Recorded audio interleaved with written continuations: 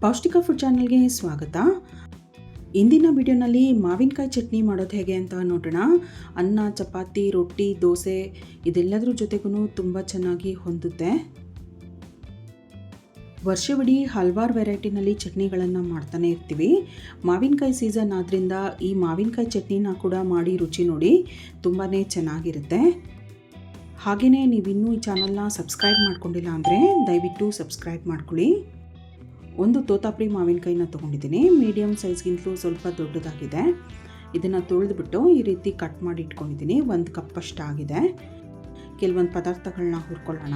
Frying ಪ್ಯಾನ್ಗೆ 1 ಚಮಚ ಎಣ್ಣೆ ಸೇರಿಸ್ಬಿಟ್ಟು 1/4 ಟೀ ಸ್ಪೂನ್ ಮೆಂತ್ಯ ಸೇರಿಸಿದ್ದೀನಿ. ಅರ್ಧ ಚಮಚ ಸಾಸಿವೆ, ಜೀರಿಗೆ ಕೂಡ ಸೇರಿಸೋಣ, ಅರ್ಧ ಟೀ ಸ್ಪೂನ್. ಇದೆಲ್ಲ ಚೆನ್ನಾಗಿ ಹುರ್ಕೋಬೇಕು. ಕಡಲೆಬೇಳೆ ಹಾಕ್ತಾಯಿದ್ದೀನಿ 1 ಟೇಬಲ್ ಸ್ಪೂನ್ ಅಷ್ಟು.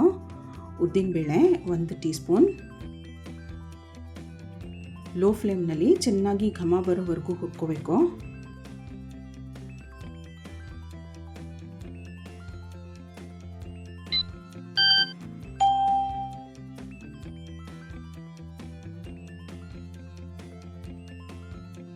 ಇದೆಲ್ಲ ಚೆನ್ನಾಗಿ ಹುರಿದಿದ ನಂತರ 8ರಿಂದ 10 ಹೆಸಳು ಬೆಳ್ಳುಳ್ಳಿನ ಸೇರಿಸ್ತಾ ಇದ್ದೀನಿ.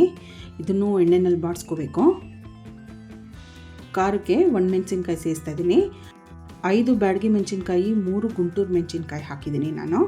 ಗುಂಟೂರು ಮೆಣಸಿನ್ಕಾಯಿ ಬೇಡ ಅಂದರೆ ನೀವು ಅಷ್ಟನ್ನು ಬ್ಯಾಡಗಿ ಮೆಣಸಿನ್ಕಾಯಿ ಹಾಕ್ಕೋಬೋದು.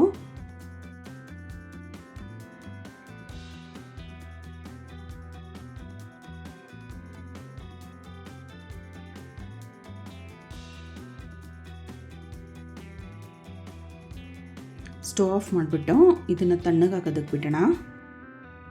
ಹುರಿದಂಥ ಪದಾರ್ಥಗಳೆಲ್ಲ ತಣ್ಣಗಾದ ನಂತರ ಮಿಕ್ಸಿ ಜಾರಿಗೆ ಸೇರಿಸ್ಕೊಳ್ಳೋಣ.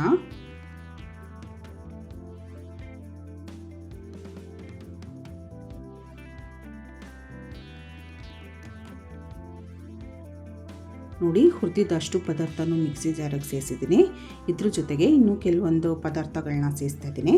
ಅರಿಶಿನ ಪುಡಿ 1/4 ಟೀ ಸ್ಪೂನ್, ಒಂದು ಸ್ವಲ್ಪ ಬೆಲ್ಲ ಸೇರಿಸ್ತಾ ಇದ್ದೀನಿ, 1 ಕಪ್ಪಷ್ಟು ತೆಂಗಿನ ಚೂರು,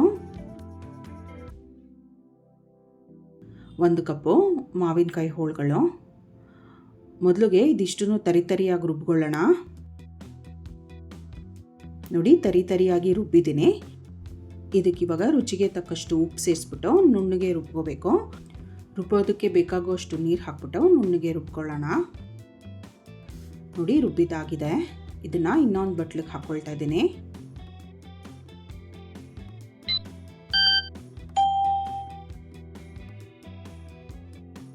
ಇದಕ್ಕಿವಾಗ ಒಗ್ಗರಣೆ ಮಾಡ್ಕೋಬೇಕು.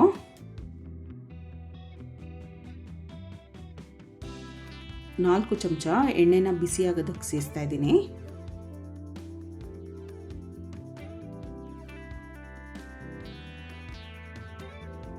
ಎಣ್ಣೆ ಬಿಸಿಯಾದ ನಂತರ ಸಾಸಿವೆ ಹಾಕೋಣ, ಅರ್ಧ ಟೀ ಸ್ಪೂನ್. ಸ್ವಲ್ಪ ಹಿಂಗ್ ಸೇರಿಸ್ತಾ ಇದ್ದೀನಿ. ಉದ್ದಿನಬೇಳೆ 1 ಟೀ ಸ್ಪೂನ್.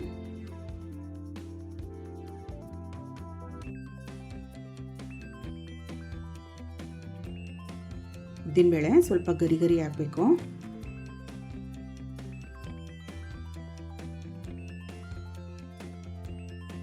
ಕರಿಬೇವಿನ ಸೊಪ್ಪು ಹಾಕೋಣ.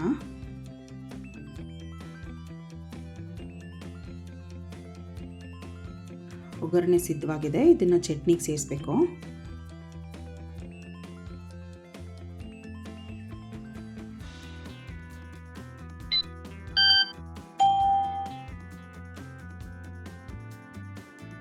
ನೋಡಿ, ರುಚಿಯಾದಂಥ ಮಾವಿನಕಾಯಿ ಚಟ್ನಿ ಸಿದ್ಧವಾಗಿದೆ.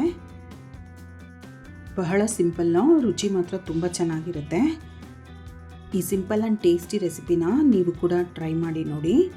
ತಪ್ಪದೇ ಈ ಚಾನಲ್ನ ಸಬ್ಸ್ಕ್ರೈಬ್ ಮಾಡ್ಕೊಳ್ಳಿ. ಈ ವಿಡಿಯೋನ ಲೈಕ್ ಮಾಡಿ, ಶೇರ್ ಮಾಡಿ. Thank you.